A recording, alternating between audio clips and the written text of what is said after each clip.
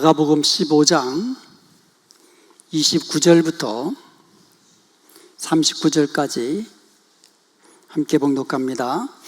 지나가는 자들은 자기 머리를 흔들며 예수를 모욕하여 이르되, 아, 성전을 헐고 사흘에 짓는다는 자여, 네가 너를 구원하여 십자가에서 내려오라 하고, 그와 같이 대제사장들도 서기관들과 함께 희롱하며 서로 말하되, 그가 남은 구원하였으되 자기는 구원할 수 없도다.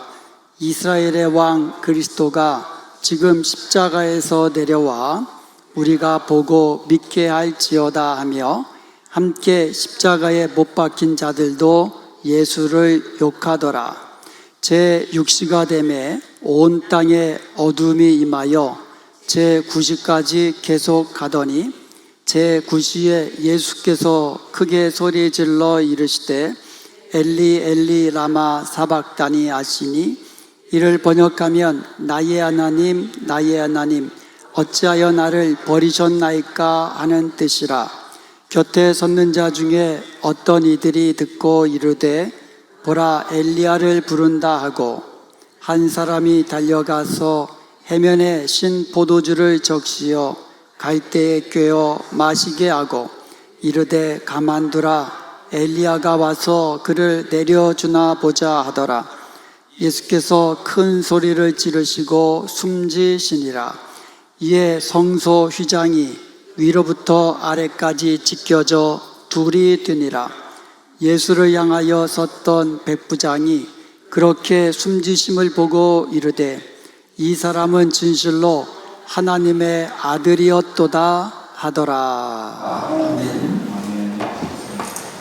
예수님이 십자가에 달려 돌아가신 날을 순환의 날이다, 이렇게 부릅니다. 오늘 순환의 날에 십자가에서 순환을 당하시는 예수님의 모습을 살펴보고, 동시에 십자가 주위에 있던 사람들, 그 다양한 사람들의 모습을 살펴보면서 하나님께서 우리에게 주시는 말씀의 은혜 나누고자 합니다. 먼저 예수님께서 순환하시는 모습을 보겠습니다. 예수님은 십자가의 고난 중에도 끝까지 아버지께 순종을 했고, 또 아버지의 뜻을 이루고자 행하셨던 것을 우리가 볼 수가 있습니다. 십자가의 고난과 죽음을 앞두신 그 예수님의 겟세마네 동산에서의 기도, 우리가 잘 알고 있는 기도잖아요.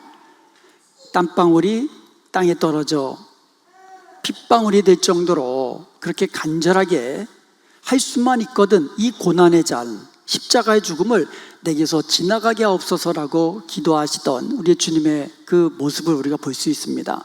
그렇지만 그러한 간절한 기도 중에서도 내 뜻이 아니라 아버지의 뜻대로 하시옵소서라고 기도하셨던 우리 주님의 모습을 보게 됩니다. 내 원대로 마옵시고 아버지의 원대로 하옵소서. 이처럼 예수님은요, 일생을 아버지의 뜻을 구하였고 또 아버지의 뜻대로 순종하셨던 그런 삶을 사셨습니다. 겟세마네 동산에서 밤을 새시며 기도를 마치신 예수님께서는 대제사장이 보낸 그 무리들에 의해서 붙잡히셨습니다.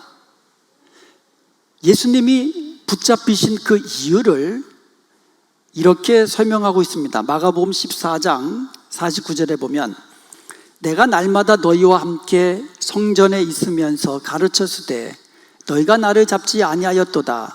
그러나 이는 성경을 이루려 함이니라 하시더라. 예수님은요, 자기가 붙잡히는 것까지도 성경에 예언된 대로, 성경에 기록된 대로 그대로 응하게 하기 위해서, 하나님의 말씀은 그대로 되어지는 것을 믿으시기 바랍니다. 아멘. 바로 성경이 예수님에 대해서, 메시아에 대해서 예언된 그것을 그대로 응하도록 하기 위해서 붙잡히셨다라고 말씀하시는 겁니다. 이처럼 주님의 삶은 처음부터 끝까지 아버지께서 자기를 보내신 목적을 이루기 위해서 그 목적을 따라 순종하시며 살아셨던 것을 알 수가 있습니다. 예를 들어 요한복음 6장 38절에 보면, 내가 하늘에서 내려온 것은 내 뜻을 행하려 함이 아니요 나를 보내신 아버지의 뜻을 행하려 함이니라 라고 말씀하고 있어요. 그러니까 예수님께서 이 땅에 오신 이유, 예수님의 뜻이 아니라 아버지의 뜻을 이루기 위함이다 라고 말씀하신 거예요. 39절에 보면 그 뜻이 뭐냐면, 나를 보내신 이의 뜻은 내게 주신 자 중에 내가 하나도 잃어버리지 아니하고 마지막 날에 다시 살리는 이것이니라 라고 말씀하고 있습니다. 아버지께서 예수님께 주신 그 영혼들이 있으시거든요. 그 영혼들을 하나라도 빠뜨리지 아니하고 마지막 날에 다시 살리시게 하는 것, 이것이 바로 예수님을 보내신 아버지의 뜻이라고 말씀하고 있습니다. 요한복음 6장 40절에 보면 내 아버지의 뜻은 아들을 보고 믿는 자마다 영생을 얻는 이것이니 마지막 날에 내가 이를 다시 살리라 하시니라. 아버지의 뜻이 뭐라고 했습니까? 예수님을 보고 믿는 자마다 영생을 얻게 하는 것이라는 거예요. 예수님을 보고 믿는 자마다 영생을 얻게 하는 것, 이것이 바로 하나님 아버지의 뜻이고, 이것을 위하여 예수님께서 이 땅에 오셨고, 또 이것을 위하여 예수님께서 십자가에 달려 죽으셨다라는 것을 알 수가 있는 겁니다. 예수님은 아버지의 뜻대로 공생의 기간 동안에 영혼 구원을 위한 전도의 일에 힘쓰셨습니다. 그리고 영혼 구원을 위하여 십자가 달려 돌아가셨는데, 마가복음 1장 38절에 보면 이르시되 우리가 다른 가까운 마을들로 가자. 거기서도 전도하리니 내가 이를 위하여 왔노라. 이 동네에서 전도하시고 기적을 베푸시고 귀신을 내쫓으시고 하나님 나라의 복음을 가르치셨습니다. 그리고 나서 다른 마을들로 가자 이거예요. 지금 많은 사람들이 이곳에서 예수님을 따르고 있지만 그래도 다른 마을로 가자라는 거예요. 왜냐하면 내가 거기서도 전도하리니 내가 이것을 위하여 왔노라 라고 말씀하신 겁니다. 예수님께서 십자가에 달리신 이유는 나만을 구원하시기 위함이 아니라는 겁니다. 예수님께서 십자가에 달려 돌아가신 이유는 우리들만 구원하기 위함이 아니시라는 겁니다. 우리 주님께서 십자가에 달리신 이유는 아버지께서 택하신 영혼들을 하나도 남김없이 찾아 구원하시는 것이에요. 먼저 우리를 구원하시고 우리를 통하여 땅끝까지 주의 복음을 증거하도록, 그래서 하나님 나라가 땅끝까지 이루어지도록, 이것이 바로 우리 아버지의 뜻이고, 이것을 위하여 주님이 오셨고, 이것을 위하여 주님이 십자가에 달려 돌아가셨다는 겁니다. 그러므로 오늘 성금요일을 맞이하여서 잃어버린 한 영혼을 찾아서 구원하는 일에 헌신된 자로 살기로 고백하며 결단할 수 있기를 바랍니다. 누구든지 예수님을 믿으면 영생을 얻는 이 구원의 진리, 구원의 복음을 부지런히 전할 수 있는 저와 여러분이 될 수 있기를 주님의 이름으로 축복합니다.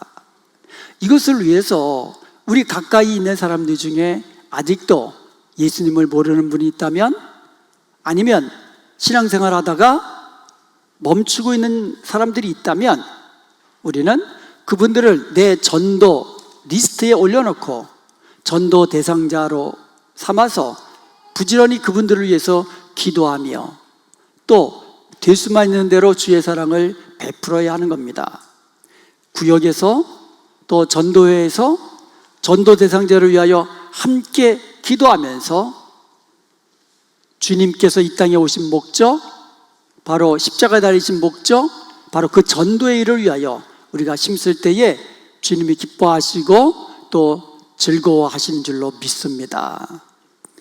이사야서 53장 5절에 보면 그가 찔림은 우리의 허물 때문이요 그가 상함은 우리의 죄악 때문이라. 그가 징계를 받음으로 우리가 평화를 누리고 그가 채찍에 맞음으로 우리가 나음을 입었도다라고 말씀하고 있습니다. 십자가는 화평의 복음이에요.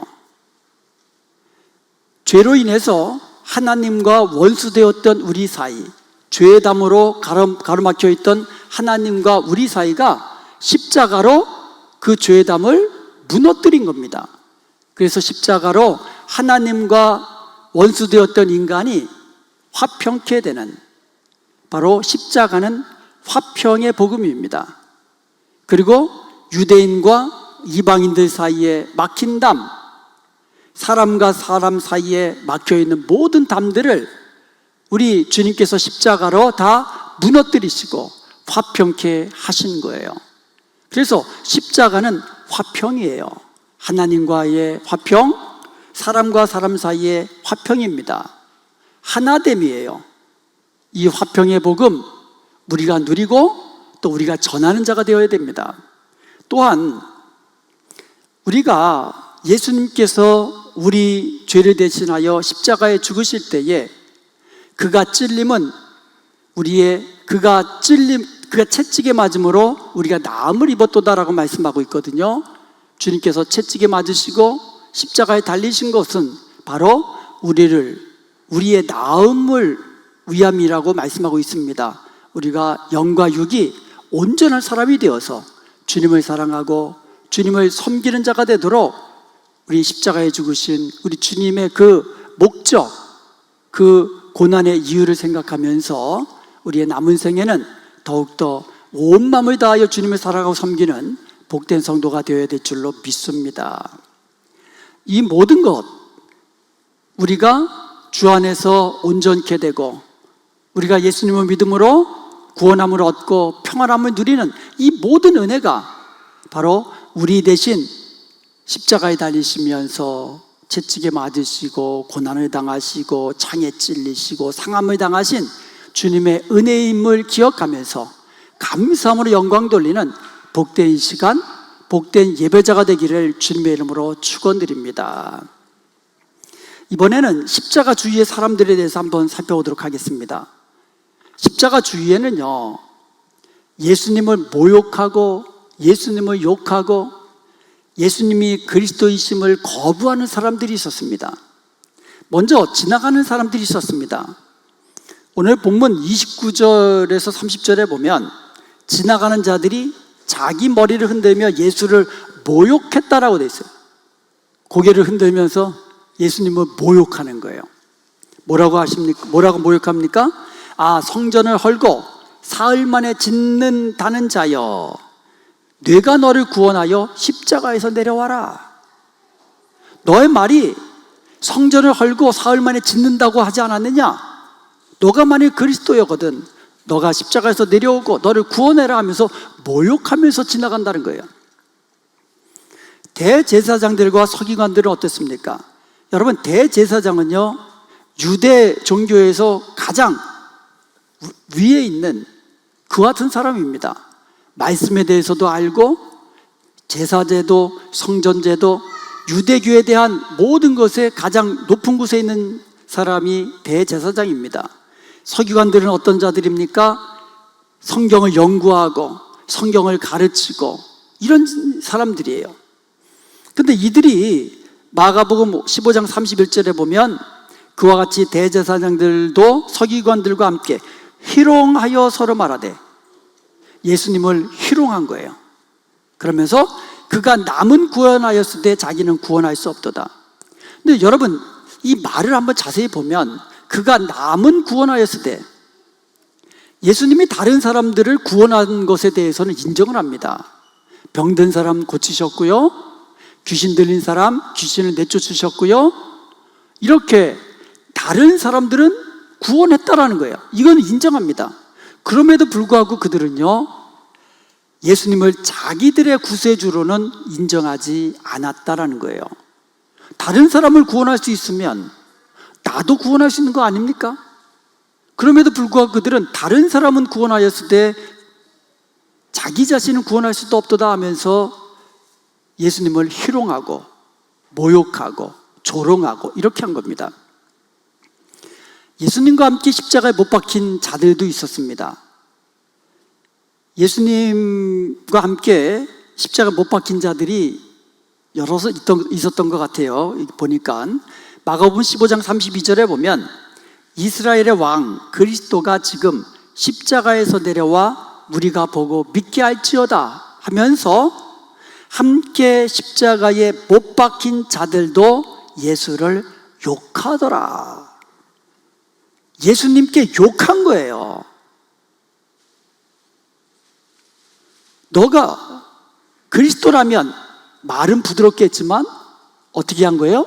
이걸 욕으로 바꾸면 욕 버전이 나오는 거죠. 십자가에 지금 달려 죽어가는 강도들 무슨 죄를 졌는지는 나와 있지는 않아요. 근데 십자가에서 처형당할 정도면 흉악범 아니겠어요? 이런 흉악범들이 예수님을 오히려 욕하고 조롱했다라는 거예요. 반면에 예수님 주위에는요, 예수님의 말씀을 듣고 믿음으로 영접한 사람들도 있었습니다. 예수님 우편, 예수님의 십자가 우편이라고 되어 있는데 한쪽 편이거든요. 예수님 십자가의 한쪽 편에 달려있는 강도 하나가 있었습니다. 이 강도는요, 예수님이 죄가 없으신 것을 고백했어요. 그리고 당신의 나라에 임하실 때에 나를 기억해 주옵소서라고 예수님께 구원을 간청합니다.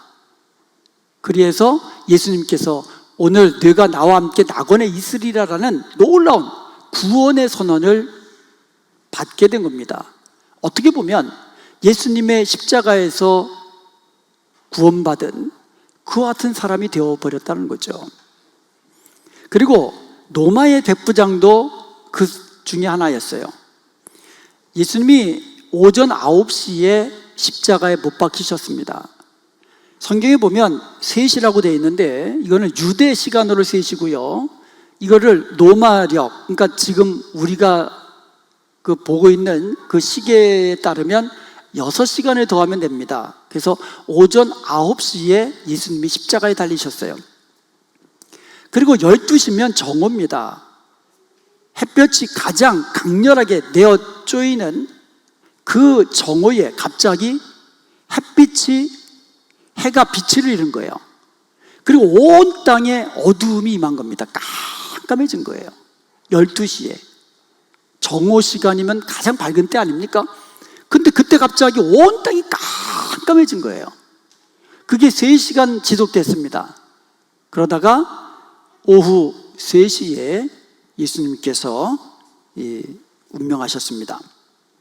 그 순간에 놀라운 일이 벌어졌는데 그게 말하면 성전의 휘장이 위에서부터 아래까지 찢어져서 둘이 되었다라고 말씀하고 있어요. 그러니까 조금 찢어진 게 아니에요. 위에서부터 밑에까지 완전히 찢어져 가지고 둘로 나뉜 겁니다. 그때 예수님의 그 십자가 처형을 집행하던 로마의 백부장이 이렇게 고백합니다.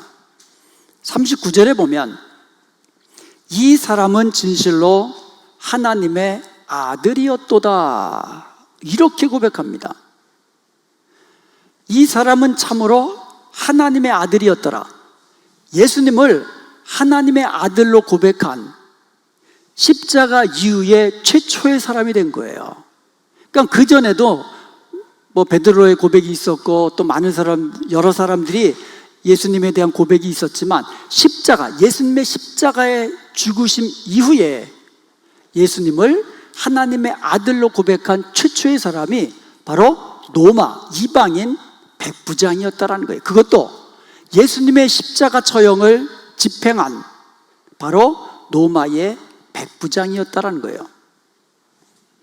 이 백부장은 예수님의 십자가에서 하신 말씀들을 들었을 겁니다. 그리고 예수님이 십자가에 달리신 그 이후에 하늘이 어두워지면서 이러한 모습들을 보면서 예수님이 하나님의 아들이심을 그는 고백했던 겁니다. 그리고 십자가 주위에는요, 끝까지 예수님을 따르고 섬겼던 무리들이 있었어요. 주로 여인들이었습니다. 예수님이 공생이 시작하시면서부터 예수님을 따르고 섬겼던 여인들과, 그리고 자신의 그 명예 그리고 권세 모든 것 다 내려놓고 예수님의 장사, 장래의 일을 위해서 섬겼던 아리마대 요셉이라는 사람도 있습니다. 마가복음 15장 40절에 보면 여인들의 이름이 나옵니다. 그 마리아라는 이름이 아주 많이 나오는데, 막달라 마리아와 작은 야고보와 요새의 어머님 마리아, 또 살로메가 있었으니, 41절에 보니까 이들은 예수께서 갈릴리에 계실 때에 따르며 섬기던 자들이요. 여러분, 예수님 주위에는 항상 많은 무리들이 있었습니다. 근데 항상 예수님을 따르던 사람들이 있었잖아요. 예수님의 12제자. 그러면 예수님과 12제자, 또 더 많은 무리들이 있었겠지만, 이들을 하루 종일 금식할 수는 없는 거잖아요. 누군가가 예수님과 제자들과 따르는 무리들을 위해서 식사를 준비하고 섬길 사람들이 필요하잖아요. 그것을 이 여인들이 이 일을 감당했다라는 거예요. 예수님을 따라다니면서 이름도 없이 빛도 없이 섬겼던 여인들이었어요. 이들은 끝까지, 이들은요, 제자들이 예수님을 모른다 도망치고 십자가에 달리실 때 다 도망갔던 그들과는 오히려 대조적으로 끝까지 예수님에 대한 믿음을 가지고 끝까지 예수님의 십자가까지 따라 나섰던 여인들이었다라는 거예요. 마가복음 15장 47절에 보면 이제 예수님이 장사 지내시고 이제 무덤에 누이셨잖아요. 그런데 막달라 마리아와 요새의 어머니 마리아가 예수 둔 곳을 보더라. 그러니까 끝까지 따라간 거예요. 예수님의 장례 절차, 그리고 예수님이 무덤 속에 이제 들어가셔서 누이시고 돌로 막는 이 모든 것들을 다 보고 온 겁니다. 그리고 나서 마가복음 16장 1절에 보니까 안식일이 지남에 막달라 마리아와 야고보의 어머님 마리아와 살로메가 가서 그랬거든요. 간 겁니다. 근데 왜 갔느냐? 예수께 바르기 위하여 향품을 사다 두었다가, 예수님의 시신에다가 향품을 바르기 위해서 미리 사다 놓은 거예요. 안식일 이전에. 이렇게 이 여인들은 끝까지 예수님이 십자가에 달려 죽으신 이후까지도 예수님의 시신에 향품을 바르기 위해서 그렇게 준비하고 섬겼던, 끝까지 헌신된 여인들도 있었다라는 겁니다. 그리고 아리마대 사람 요셉이라는 사람이 나옵니다. 이 사람은요, 존경받는 공회원이요 하나님 나라를 기다리는 자다 그랬어요. 공회원인데 존경받는 자예요. 여러분, 공회원이다 그러면 오늘날의 국회의원과 다릅니다. 오늘날의 국회의원들은 입법부라 그러잖아요. 법을 만드는 기관이잖아요. 그런데 그 당시 공회원은 70명에서 72명으로 구성되어 있는데, 이들은 법을 만들 뿐만 아니라 법을 집행하기도 한 거예요. 그러니까 오늘날의 국회의원들보다도 더 막강한 권세를 가진 자들이 공회원이에요. 인원도 많지 않아요. 이 공회원, 그리고 부자입니다. 부자인 걸 어떻게 하냐면 자기의 가족들의 묘지로 사람이, 우리가 장례 치를 때 보면은 어떤 데 보면은 비석을 이렇게 세운 데가 있고, 어떤 때 보면 한 섹션을 완전히 통째로 이렇게 만든 그와 같은 묘지도 있어요. 그만큼 그 사람의 가족이 부유함을 나타내기 위한, 과시하기 위함인지는 모르지만, 그 당시에도 묘지를 쓸 때에 바위를 깎아 만든 묘지를 쓸 정도면 굉장히 부유한 사람이에요. 바위를 판 거예요. 땅을 판 게 아니라 바위를 파가지고 그 위에다가 시신을 놓고 무덤을 막는 겁니다. 그러면 또 다른 사람 가족들이 또 돌아가시면 또 무덤문을 열고 또 거기다가 옆에다 시신을 이런 식으로, 그러니까 굉장히 부유한 사람이에요. 근데 그 무덤, 한 번도 사용하지 않은 그 돌 무덤을 예수님의 묘지로 제공한 겁니다. 이 사람이 아리마대 사람 요셉이에요. 그런데 그 당시 분위기가 어떻습니까? 대제사장들과 서기관들과 바리새인들과 다른 모든 공의원들이 예수님을 잡아 죽이려고 혈안이 되어 있고 마침내 예수님을 잡아다가 십자가에 못 박아 죽인 겁니다. 그들이 보면. 그런데 이 아리마다 사람 요셉은 그 예수님의 시신을 요청한 거예요, 빌라도에게. 그래서 그 앞에 무슨 말이 붙었습니까? 아리마대 사람 요셉이 와서 당돌이 빌라도에게 들어가 예수의 시체를 달라 하니, 당돌하다는 말을 썼어요. 그러니까 다른 사람들이 전부 다 아무도 예수님의 시신을 가져다가 장사치를 엄두를 못 내고 있는 그때에 담대하게 빌라도를 찾아간 겁니다. 빌라도는 로마 총독이에요. 최고 권력가입니다. 그 유대 지방에서. 그를 찾아가서 예수님의 시신을 달라, 내가 장사를 치르겠다, 이렇게 요청을 한 겁니다. 그러면 다른 사람들의 시선이 어떻겠습니까? 이 사람 계속 공회원으로 활동할 수 있을까요? 그런데 이 모든 것 다 내려놓고 담대하게 빌라도를 찾아가서 예수님의 시신을 달라, 내가 장사를 치르겠다고 요청한 겁니다. 그리고 나서 마가복음 15장 46절에 보면 세마포를 사서 예수를 내려다가 그것을 싸고 바위 속에 판 무덤에 넣어두고 돌을 굴려 무덤문에 놓았다, 이렇게 기록되어 온 거예요. 그러니까 예수님의 장례를 치른 겁니다. 근데 이 아리마대 사람 요셉이 희생한 건 또 하나 있어요. 이제 곧 안식일이 시작됩니다. 근데 그것도 그냥 안식일이 아니고 6월절 안식일이 시작되는 거예요. 유대인들은요 3대 절기를 지켰는데, 특별히 예루살렘에 살고 있는 그 유대인들, 바리새인들, 공의원들 생명같이 지켰던 절기 아니겠습니까? 그런데 예수님의 시신에 손을 댔다는 말은 이제 부정한 자가 되어서 이제 제사에 참석하지 못한다라는 거예요. 그것마저도 내려놓은 거예요. 오늘날 우리 주위에 예수님을 대하는 사람들의 여러 가지 다양한 모습들을 볼 수가 있습니다.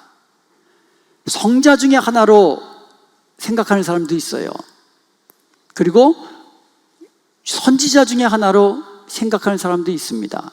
이단들 가운데 예수님을 선지자 중에 하나로 생각하는 사람들이 실제로 그런 이단들이 우리 주위에 많잖아요. 그리고 예수님을 그냥 그 이름은 들어서 아는데 예수님이 뭐 하는 사람인지 전혀 관심도 없고 신경도 없이 살아가는 사람도 있습니다. 그런데 베드로처럼 주는 그리스도시요 살아계신 하나님의 아들이십니다라고 믿음으로 고백하면서 예수님을 믿는 사람들도 있는 것이에요. 또 그 중에는 입으로만 예수님을 믿는다고 하는 것이 아니라 끝까지 십자가의 자리까지 끝까지 따르며 섬기며 그렇게 예수님을 위하여 헌신된 그 여인들과 같은 헌신된 사람들도 있다라는 겁니다. 여러분은 예수님을 뭐라고 고백하십니까? 여러분이 고백하는 그 입술의 고백이 여러분의 헌신과 섬김으로 따라 나가야 될 것입니다. 입술만의 고백이 아니라 주는 그리스도십니다라고 고백했으면 구원자 되시는 그 주님께 늘 감사하며 감격해하며 이제부터 새 사람으로 살겠노라고 고백하며 결단함이 있어야 된다는 거죠. 예수님은 주님이십니다. 우리가 날마다 고백합니다. 기도할 때마다 주님, 주님, 주님 날마다 고백하고 찬양할 때마다 주라고 고백하고, 주라는 건 로드, 주인님이란 뜻입니다. 예수님을 우리의 입술로 예수님은 우리의 주님이십니다라고 고백했으면 실제로 종된 모습으로 살아가야 되지 않겠습니까? 저 종된 모습의 가장 이 베이직한 모습은, 기본적인 모습은 순종이에요. 말로는 종이라고 하면서 예수님의 말씀에 순종하지 않는다면 둘 중에 하나가 잘못된 거예요. 고백하는 것이 잘못됐든지 순종하지 못하는 것이 잘못됐든지. 예수님은 나의 주님이십니다라고 고백했으면 종된 자의 모습으로, 섬기는 자의 모습으로, 순종한 자의 모습으로 주님의 십자가 부여잡고 주님이 가신 그 길을 따르는 그 길을 가야 될 것입니다. 십자가 이후에 아주 놀라운 일이 하나 벌어졌다 그랬죠? 성소 휘장이 위에서부터 아래까지 찢어져서 둘이 됐다 그랬습니다. 여러분, 성전 안에는 성소와 지성소가 있습니다. 그 성소와 지성소 사이에는 휘장이 위에서부터 아래로 쭉 내려와 있어서 그 안에 들어갈 수도 없고 볼 수도 없습니다. 지성소 안에는 하나님의 법궤가 있습니다. 하나님의 임재를 상징하는 법궤가 있습니다. 그래서 사람들은 그 휘장 너머로 들어갈 수가 없어요. 죄인이 하나님을 만나는 순간 죽게 되어 있습니다. 거룩하신 하나님 앞에 죄인은 나갈 수가 없는 거예요.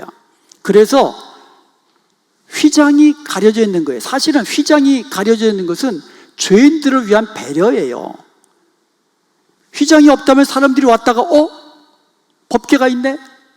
거룩하신 하나님을 만나서 죽음을 당할까 봐 오히려 휘장으로 가려주신 거예요. 그런데 예수님이 십자가에 돌아가실 때에 휘장이 위에서부터 아래로 찢어지면서 둘이 되면서 지성소 안이 보이게 된 겁니다. 그런데 놀라운 일이 생긴 겁니다.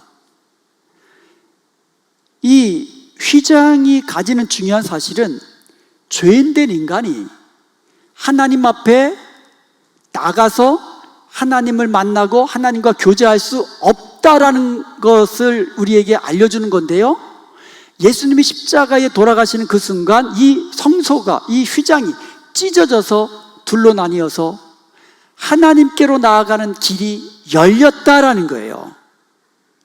이제는 누구든지 예수님의 보혈을 의지하고 언제든 어디서든 하나님 앞으로 나아갈 수 있는 길이 열린 겁니다. 그래서 성경은 예수님을 가리켜서 새롭고 산 길이다 라고 표현하고 있어요. 새로운 길이다, 살아있는 길이다. 이제 누구든지 하나님 계시는 지성소 앞으로, 하나님의 보좌 앞으로 담대히 나아갈 수 있게 된 줄로 믿습니다.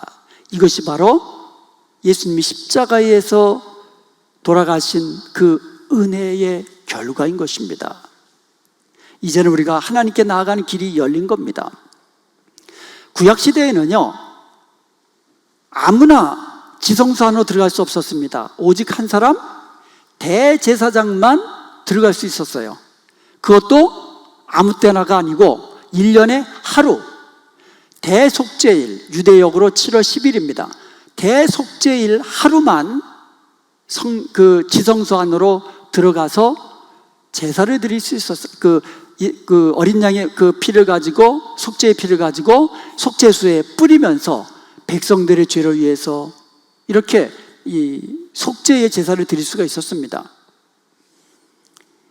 그런데 이 대제사장도 그냥 들어갈 수 없었어요. 왜냐하면 대제사장도 죄인이잖아요.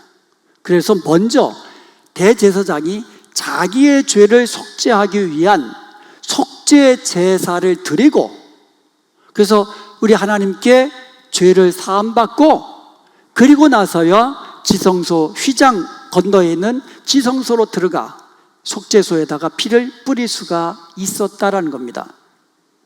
그런데요, 예수님께서 친히 속죄 제물이 되어주셔서 십자가에 달려 죽으심으로 말미암아 휘장이 갈라진 거예요. 이제는 누구든지 우리가 예수님 믿는 우리가 바로 왕 같은 제사장이 되어서 언제든 어느 때든 하나님 보좌 앞에 나아가 우리 하나님을 만나고 하나님과 교제하면서 하나님께로부터 내려오는 은혜와 복을 누리게 된 줄로 믿습니다. 그러므로 우리가 예수님의 십자가를 생각하면 그냥 단순히 우리의 죄를 대신해서 죽으신 속죄의 제물이 되신 죽음이다, 이것만이 아니라는 거죠. 예수님의 십자가 죽으신 결과 우리는 담대히 하나님의 보좌 앞으로 나아가 하나님을 만나며 하나님과 교제하며 하나님께서 주신 은혜와 복을 누리며 살게 된 줄로 믿습니다. 이것이 바로 십자가의 은총입니다. 히브리서 10장 19절과 20절에 보면, 그러므로 형제들아 우리가 예수의 피를 힘입어 성소에 들어갈 담력을 얻었나니 그 길은 우리를 위하여 휘장 가운데로 열어놓으신 새로운 살 길이요 휘장은 곧 그의 육체니라 말씀하고 있어요. 휘장이 예수님의 육체라고 말하고 있어요. 그러니까 십자가에서 예수님이 죽으신 것이 곧 휘장이 찢어진 것으로 그렇게 상징적으로 묘사하고 있습니다. 그러니까 예수님이 십자가에서 찢겨 창에 찔려 모든 피를 다 흘려 돌아가심으로 말미암아 휘장이 나뉘어지게 되었고, 이제 우리는 하나님을 만나기 위해서 성전으로 나갈 필요가 없게 된 겁니다. 이제 우리는 우리의 죄를 씻기 위해서 더 이상 짐승을 잡아서 그 피를 드릴 필요가 없게 된 겁니다. 이제 우리는 예수 그리스도의 그 보혈의 공로 의지하여서